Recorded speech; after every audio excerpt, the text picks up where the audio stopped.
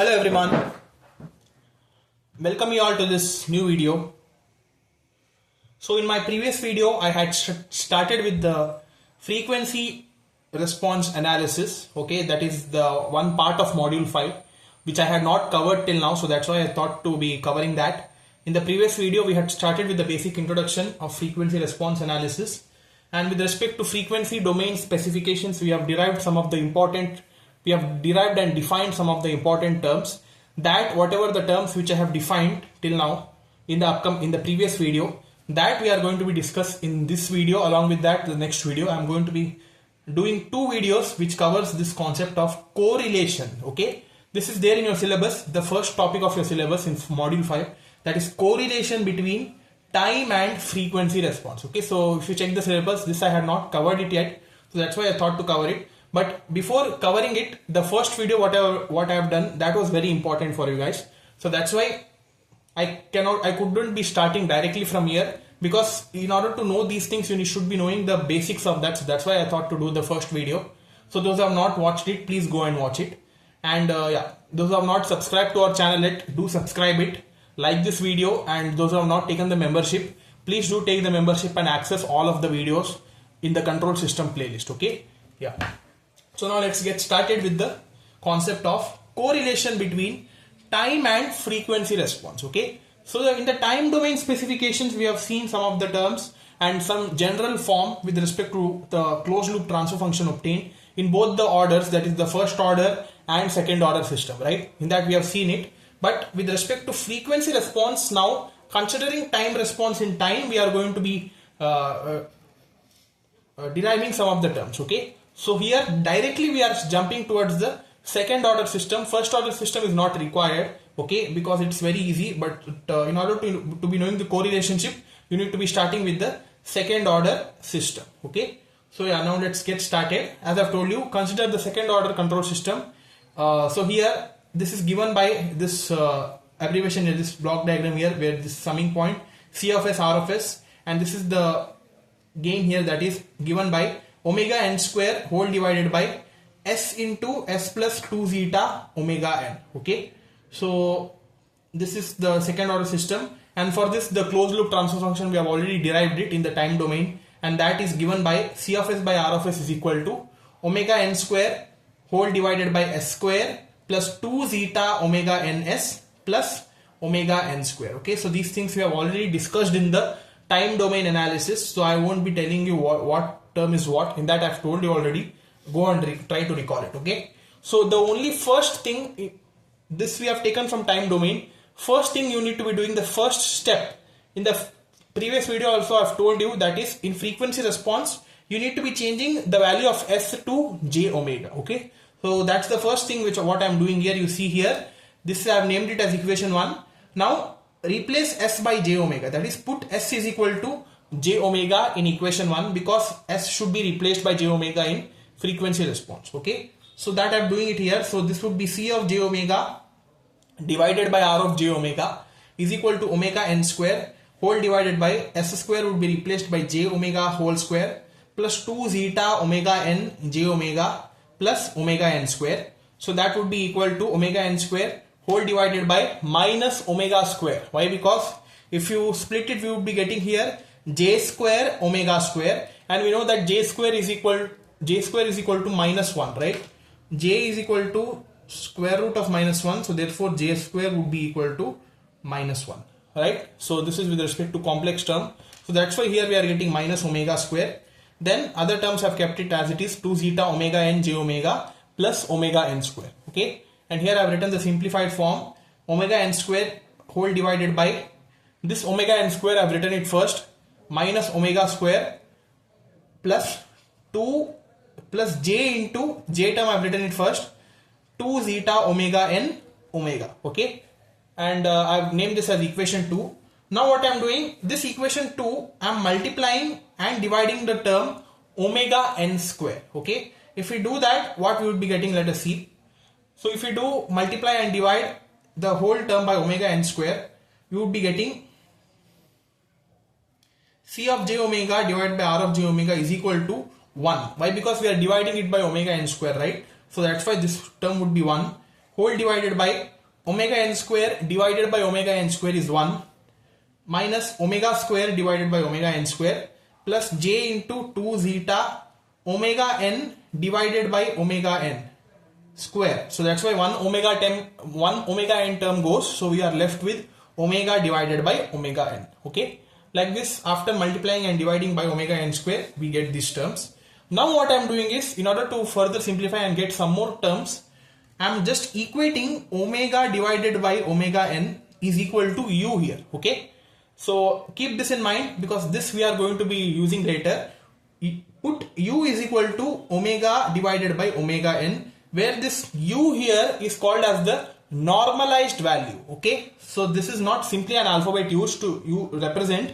It has a meaning that is called as the normalized value, and that would be very helpful in order to be calculating all the frequencies obtained in the normalization format. Okay, yeah, so that's why we are equating this to u here. So now what happens? C of j omega by r of j omega is equal to 1 divided by 1 minus omega by omega n, so that's why it is u square plus j 2 zeta, this is replaced by u. Okay, so put this in a box here. Now with respect to that, we would be getting two terms here, which is very important. One is called as the magnitude term and another one is called as the phase term. Okay, so the magnitude term obtained is represented by m of j omega, that is equal to the whatever the transfer function obtained, that is c of j omega by r of j omega. Okay, so m of j omega is equal to 1 divided by, now what I am doing in this denominator term, I am adding a square root, along with that the square. Okay, it was initially 1 minus u square plus 2 zeta u, right? So square root of the squares of each term. Okay, I am just adding square root and squares. So now what happened, because this is important for further calculations that I am going to be discussing, so that would be equal to 1 divided by square root of 1 minus u square the whole square plus 2 zeta u the whole square. If we remove squares and root, we would be getting this term back again. Okay, so that's why I've added it, because this was necessary for upcoming derivations. So name this as equation 3. This is the magnitude term. Now the phase term. Phase term is the angle formed by this magnitude m of j omega, that is given by phi, and that phi is equal to, remember this, that is minus tan inverse of 2 zeta u divided by 1 minus u square. Okay, minus tan inverse of 2 zeta u divided by 1 minus u square is the phase formed. Okay, so that therefore phi is equal to minus tan inverse of 2 zeta u divided by 1 minus u square. This is the phase term. Name this as equation 4. Now you see here the steady state output of the system for sinusoidal input of unit magnitude and variable frequency omega is given by follows. Because initially in the previous video we have defined the output, that is y of t. In this case I am just representing the output as steady state output as c of t. Okay, we know that y of t or c of t, that is equal to a sine omega t plus phi, right? Where this a is the magnitude and this is the phase. A is the magnitude term and phi is the phase term.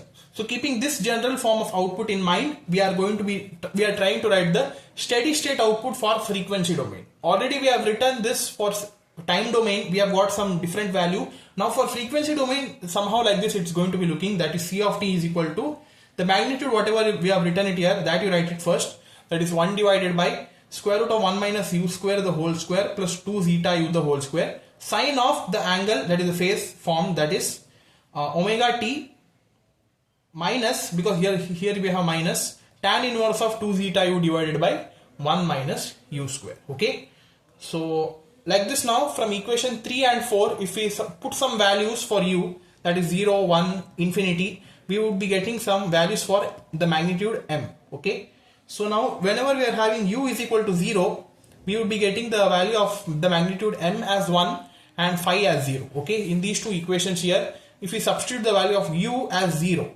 if we substitute this as u is equal to 0 in phase term, we know that 0 divided by anything is 0, so tan inverse of 0 would be 0.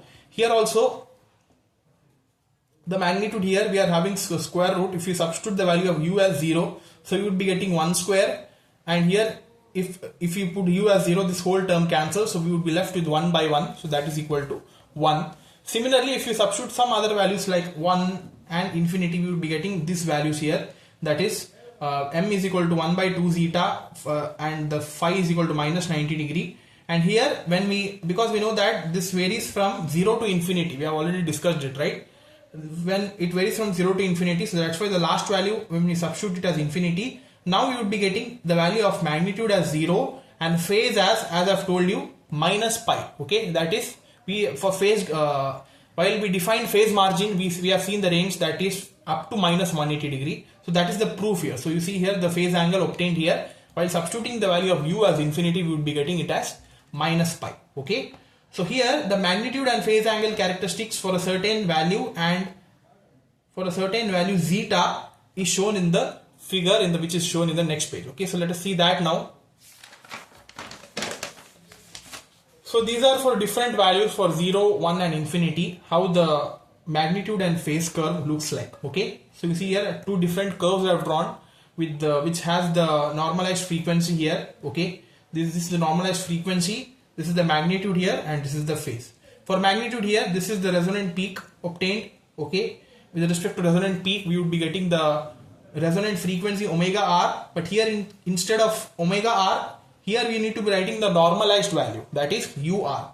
We know that u we have substituted it as omega by omega n, so ur would be equal to omega r by omega n. Okay, so that's why here this is the point where m is equal to 1, we get the values for magnitude here. Okay,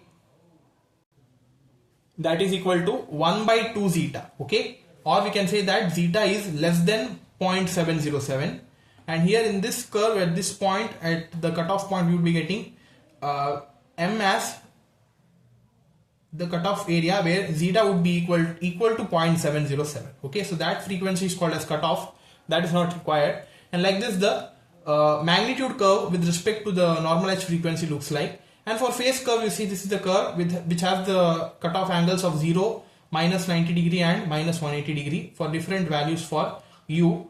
Okay, and we have got this curve like this. Okay, yeah, so hope this is clear. Now the frequency at which this m has the maximum value, that frequency is called as the resonant frequency. Okay, that is given by omega r. Okay, for the maximum value of peak resonance, which I have already discussed. And also we know that ur is equal to omega r by omega n, where this ur is the normalized frequency. Okay, remember this abbreviation which is very important while we solve the problems. Ur is called as normalized frequency. Now what I am doing is, you see here, by differentiating equation 3 with respect to u, and in place of u I am substituting u is equal to the normalized frequency ur, and after that you need to be equating the equation 3 to 0. Okay, we need to be doing it in order to get some more terms here. Okay, what is equation 3? We have written the magnitude term here, right? That is equation 3. This now we should be differentiating this term with respect to u by putting the value of u is equal to the normalized frequency ur and equating it to 0. So it somehow looks like this, that is d by du with respect to m. Okay, d by du of m with respect to u, where u equal to ur, that should be equated to 0. So it somehow looks like d by du into, substitute the value of m, that is 1 divided by square root of 1 minus u square the whole square plus 2 zeta u the whole square is equal to 0. Okay, so now you see here equation 3 is in the form of 1 divided by square root of a square plus b square, that is here m is somehow in this form, right? So that can be written by a square plus b square whole to the power minus half. We know that square root term can be replaced by half, and if you bring that half to the numerator, it would be minus half. So that's why this term here can be written in this form, that is a square plus b square whole to the power minus half. So when we write that, what happens? If we differentiate that term, we will be getting a square plus b square whole to the power minus half is equal to the power, that is minus half, a square plus b square whole to the power minus half minus 1. Okay, so this is the general differentiation which we get for x to the power minus n, right? We know that differentiation of d by dx of x to the power minus n is given by minus n x to the power minus n minus 1. Okay, this is the differentiation formula that we have used it here. Okay, minus 1 by 2 minus 1 would be giving you minus 3 by 2. So that we are doing it now. You see here dm by du, where u is equal to ur, that is equal to minus 1 by 2. I have written it first. Then this term, that is 1 minus ur, u is replaced by ur, 1 minus ur square the whole square plus 2 zeta ur the whole square whole to the power minus 3 by 2. After that, the differentiation is not done yet. Whatever is there here, you need to be differentiating again. That is 2 into, that this power is there, right? Again, this is of the form of the same thing, that is x to the power n. So that is 2 into 1 minus ur square into minus 2 ur. After that, again ur square term is there, that also you need to be differentiating. So that's why you would be getting minus 2 ur plus this term you need to differentiate. That is, first you need to multiply, that is you need to take the square. So 2 square is 4 zeta square ur square. So 4 zeta square ur square, if you differentiate, you will be getting 8 zeta square ur. Okay, so like this you will be getting, because you see, if you do this, you will be getting 4 zeta square ur square. Okay, so that is equal to 4 zeta ur the whole square. Okay, so now again, if you take this differentiation, we would be getting 2 into 4 8 zeta square ur. Okay, so yeah, that is equal to 0.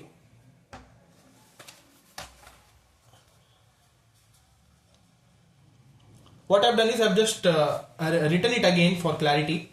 So okay, that is 1 minus 1 by 2 into 1 minus ur square the whole square plus 2 zeta ur the whole square whole to the power minus 3 by 2 into minus 4 ur. That is, here 2 into minus 2 ur, that is equal to minus 4 ur. Minus 4 ur, I am multiplying it with 1 and minus ur square. So you would be getting minus 4 ur plus 2 ur cubed, right? Sorry, plus 4 itself. Okay, because here we are getting minus 4 into minus ur, minus 4 ur into minus ur square, you would be getting plus 4 ur cubed, right? Minus 4 ur plus 4 ur cubed plus 8 ur zeta square is equal to 0.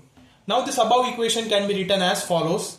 Now what I am doing is, I am bringing this term here, this term is there, right? This power term, that I am bringing to the denominator. Okay, so this would be plus 3 by 2 and other terms have kept it as it is. So minus 1 by 2 into minus 4 ur plus 4 ur cube plus 8 ur zeta square whole divided by this term, this minus should be becoming plus now, 1 minus ur square the whole square plus 2 zeta ur the whole square whole to the power 3 by 2 is equal to 0. Now what I am doing, this term is there, right? This I am bringing it to other side. If you bring it to other side, it would be multiplied by 0 and that would be vanishing. So we are left with only the numerator part, that is 4 ur. Now here minus into minus is plus.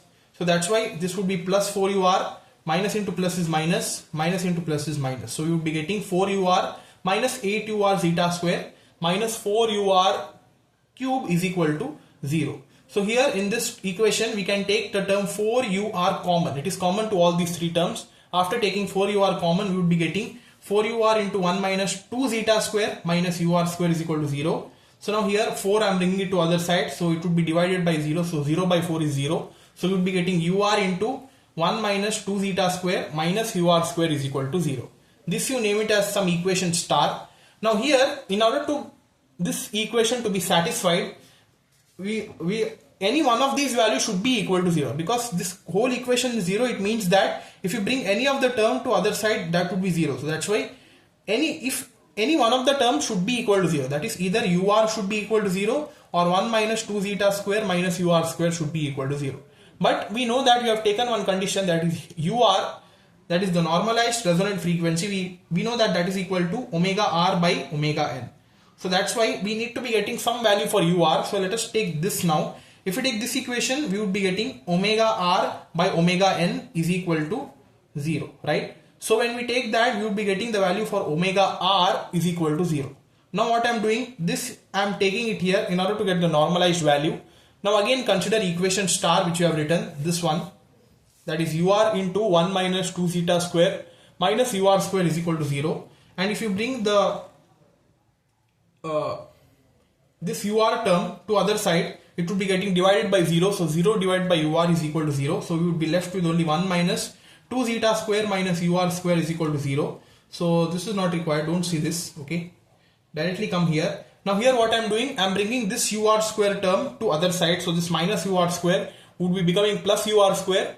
That is equal to 1 minus 2 zeta square. So therefore our value for the normalized resonant frequency ur would be equal to square root of 1 minus 2 zeta square. Okay. So this is the formula which is obtained for normalized resonant frequency. Okay. In order to get only the resonant frequency omega r, we know that ur is equal to omega r by omega n. So that's why if you substitute that is we know that ur is equal to omega r by omega n. So omega r by omega n is equal to square root of 1 minus 2 zeta square. Therefore omega r is equal to omega n, you bring it to other side, omega n into square root of 1 minus 2 zeta square. And this is called as the resonant frequency. That is, the expression for resonant frequency is given by omega r is equal to omega n square root of 1 minus 2 zeta square. Now here you name it as equation 5 because this we are using it in the upcoming derivation which we are going to discuss. So till now, hope it is clear about how we obtain the value for resonant frequency. Okay, from where we had started. We had started initially by replacing the value of s by j omega. From that we went on by equating omega by omega n is equal to u, and from the natural form we obtained the value for magnitude with respect to magnitude terms and phase terms, that is magnitude m and phase angle phi. With respect to that, by doing the upcoming mathematical steps, we have got finally one expression that is related to resonant frequency omega r. Okay, now that's it because the video is lengthy, so I'll stop it here. This continuation I will be doing it in the next video, where we are going to be continuing from here only. From here, what and all are left? The omega r resonant frequency, normalized resonant frequency is done. Now we are left with calculating the value for phase phi r, then magnitude mr, that is also called as resonant peak, phase angle, resonant peak. Then after that there are some more terms to be calculated, that is bandwidth.